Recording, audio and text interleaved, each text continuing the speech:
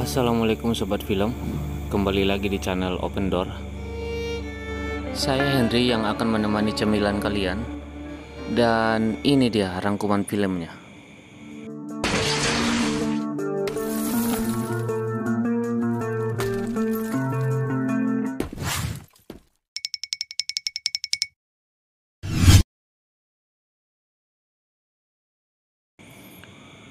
A Quiet Place atau sebuah tempat diam atau tempat diam. Diam lah pokoknya, kayak gitulah artinya ya, kurang lebih ya. Jadi adanya makhluk misterius yang entah dari mana datangnya menyerang apa saja yang bersuara. Di sini kita akan diajarin bagaimana sensasinya hidup tanpa bicara dan juga melakukan segala aktivitas tanpa sedikit pun suara. Dan enggak tuh. Singkat cerita, 3 bulan berlalu. Pagi itu, Lee bersama keluarga kecilnya sedang mencari bekal di tengah kota. Yang bisa kita lihat, tidak ada manusia satupun di sana kecuali mereka. Dan ini jelas membuktikan bahwa mereka sedang tidak berbelanja ya. Di tengah kesibukan orang tuanya, si Bontot ternyata tertarik dengan sebiji mainan. Hampir terjatuh pada saat ia mencoba meraihnya karena ia belum cukup tinggi. Beruntung sang kakak berhasil menangkap yang terjatuh tersebut, karena kalau tidak, entah apa yang terjadi. Setelah dirasa cukup, mereka pun beranjak pulang. Nah, pada saat ingin pulang, Lee melihat si Bontot membawa mainan yang barangkali bisa saja membahayakan mereka semua. Untuk itu dia mengambilnya.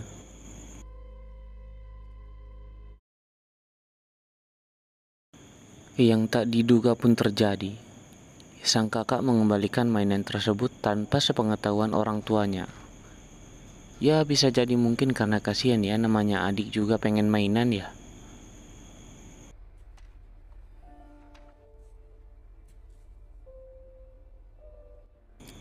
Tapi si adik juga telah mengambil baterainya tanpa sepengetahuan kakaknya.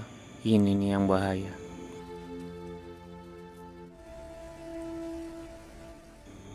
Petaka pun terjadi.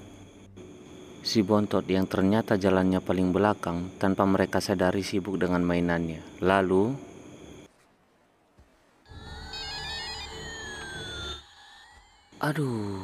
ini gara-gara si kakak nih dah bunyi dah dimainin dah. Greget oi. Udah gila amat sih.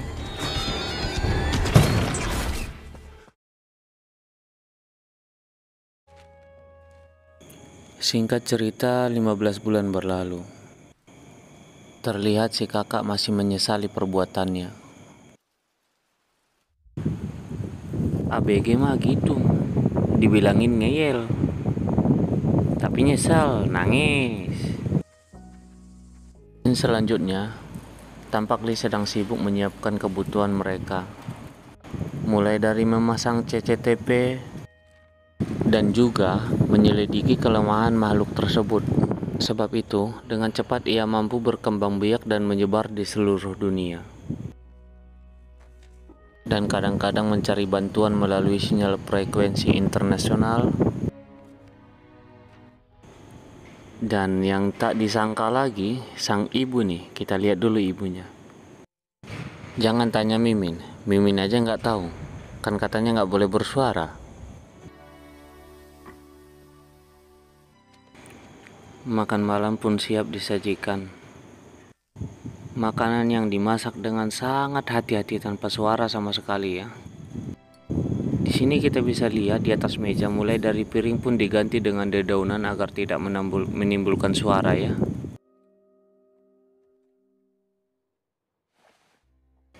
Selesai makan, Maman dan kakaknya pun mengisi waktu luang dengan bermain. Saat bermain, tak disengaja mereka menyenggol lampu.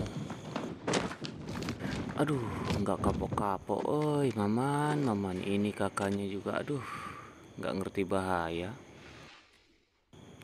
Kan bisa aja suara jatuhan tadi bisa mengundang datangnya makhluk tersebut. Lalu, karena hal itu, Lee mencoba mengecek keadaan di sekitar rumahnya. Dan perlahan-lahan ia mulai mendekati jendela.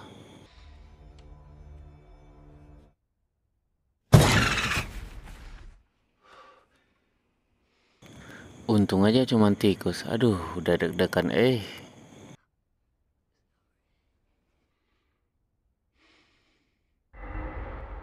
Sampai di sini sebenarnya kita belum mengetahui asli makhluknya itu yang kayak gimana ya. Karena gerakannya begitu cepat tadi ya, jadi nggak kelihatan.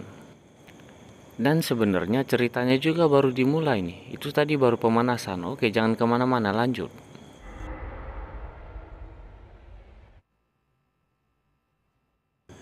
Alamak, kalau bagian ini nih, aduh, bagiannya jomblo ini.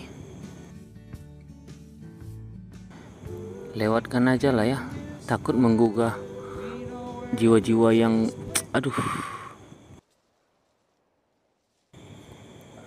Pagi pun tiba. Si ibu sedang menghitung hari kelahiran untuk bayinya. Dan di sini juga kita mungkin baru paham, pasir itu untuk meredam langkah kaki.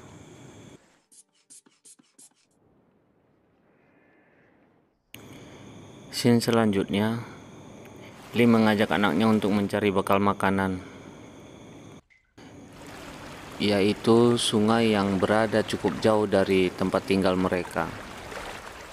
Dan mau tidak mau mereka harus bertahan dengan ikan-ikan di sungai tersebut. Yang kita nggak habis pikir dibuat, si kakak malah meninggalkan ibunya yang sedang mencuci. Padahal ayahnya udah bilang jangan kemana-mana, jagain ibunya. Aduh. Dan ternyata sejak kepergian adiknya karena kesalahan kakaknya menyalahkan dirinya sendiri. Dan bahkan menganggap ayahnya sudah tidak menyayanginya gara-gara kehilangan adiknya.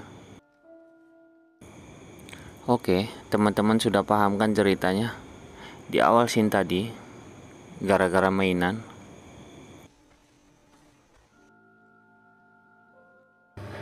Lalu hari yang paling dinantikan pun tiba. Menyambut kelahiran si bayi, tapi justru di sini jadi begitu menakutkan. Dengan menahan rasa sakit, sang ibu menurunin tangga ke tempat yang sudah disediakan oleh suaminya. Dan ini yang terjadi.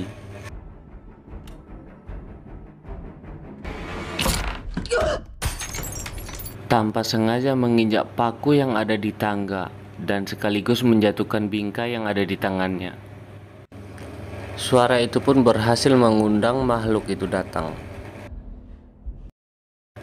Dengan berharap suaminya dapat melihat, ia pun menghidupkan lampu merah sebagai isyarat. Beruntungnya, suami yang tidak jauh dari sana merasakan getaran cinta tersebut.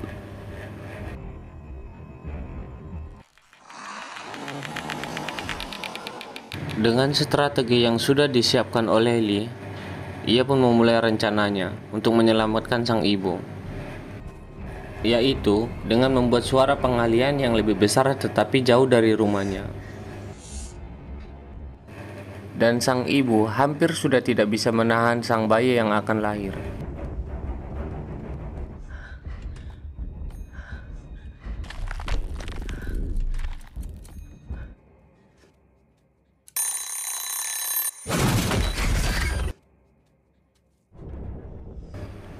Maman takut tapi berhasil dibujuk oleh ayahnya.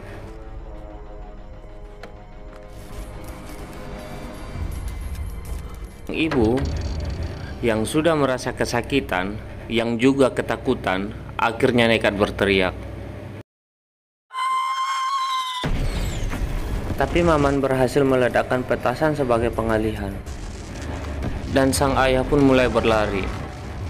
Akan tetapi sesampainya di rumah, ia hanya melihat noda darah di bak mandi.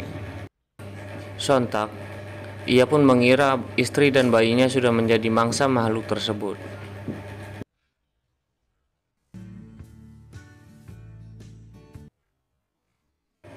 Lalu tiba-tiba, si kakak yang ternyata tertidur di kuburan adiknya akhirnya terbangun setelah mendengar tanda bahaya. Maman pun beranjak pulang ke rumahnya. Tapi karena merasa diikutin, ia pun berlari tak tentu arah.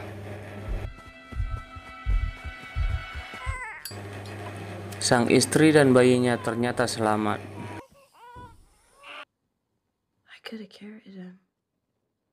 Di perjalanan pulang, si kakak ternyata melihat lampu yang ternyata itu punya si adik yang sudah terjatuh saat ingin bersembunyi.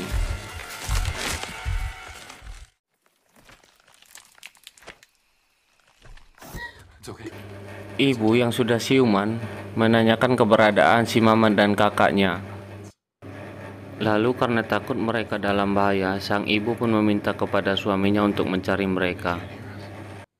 Si kakak yang masih penasaran dengan lampu tersebut tiba-tiba merasa pusing karena suara yang dihasilkan oleh bluetooth di telinganya.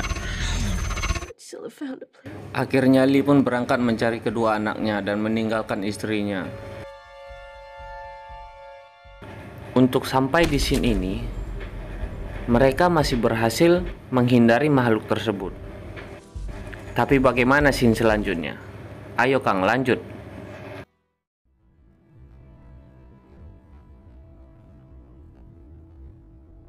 Scene selanjutnya, nampak Maman dan kakaknya sedang menghidupkan api agar ayahnya mengetahui lokasi mereka. Akan tetapi, kakaknya si Maman yang dari awal film ini dimulai memang sangat keras kepala, tidak mau menunggu ayahnya datang. Karena tidak menemukan anaknya di CCTV yang dipasang di rumahnya, ia pun memutuskan untuk keluar mencarinya. Yang ternyata makhluk itu masih ada di rumahnya, tepat di ruangan tempat istri dan anaknya berada. Tambah lagi, ruangan yang tadinya kering dan kedap suara kini mulai banjir.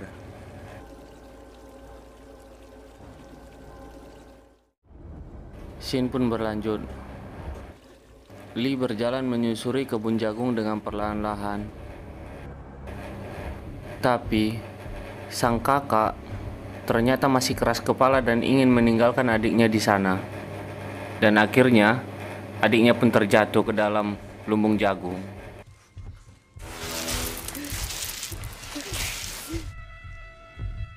Seketika suasana pun menjadi ricuh.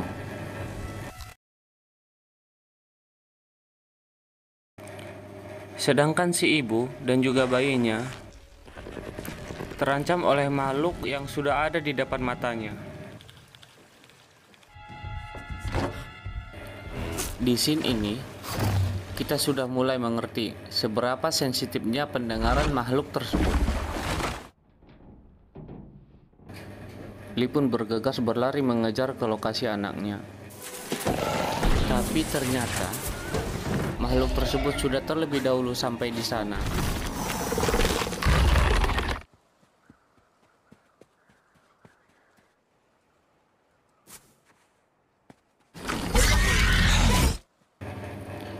Tapi beruntung, berkat kepintaran sang sutradara mereka berhasil selamat. Tapi sayang sungguh sayang, kebahagiaan itu hanya berlangsung sesaat. Karena suara yang sudah terlalu banyak, akhirnya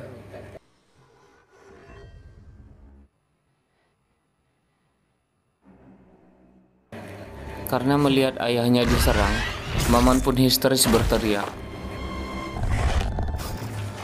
Karena teriakannya itu, makhluk tersebut menuju mereka.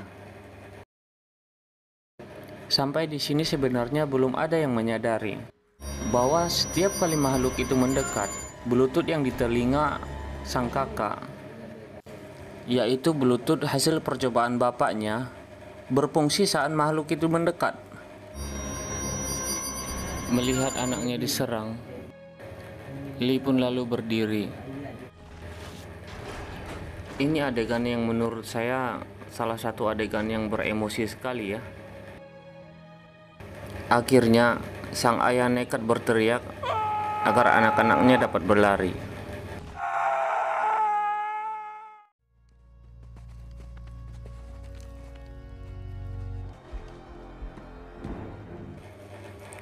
Dan kini mereka harus berjuang sendiri. Hingga pada saat monster menyeramkan itu di depan mata, ini yang terjadi. Karena melihat makhluk itu lemah saat mendengar suara TV yang rusak, jadi ia teringat akan pemberian terakhir bapaknya, yaitu Bluetooth handsfree yang suaranya hampir sama dengan TV yang rusak.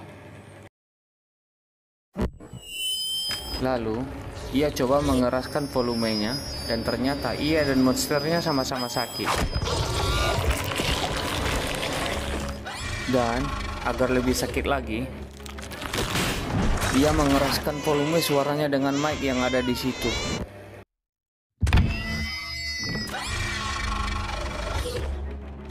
Ya, itu berhasil memingsankan itu monster. Tapi monsternya bangun lagi, dan sang ibu menembak tepat di mulutnya. Akhirnya monster mati. Akan tetapi, hal yang tak diduga pun terjadi. Tembakan tersebut malah mengundang lebih banyak lagi.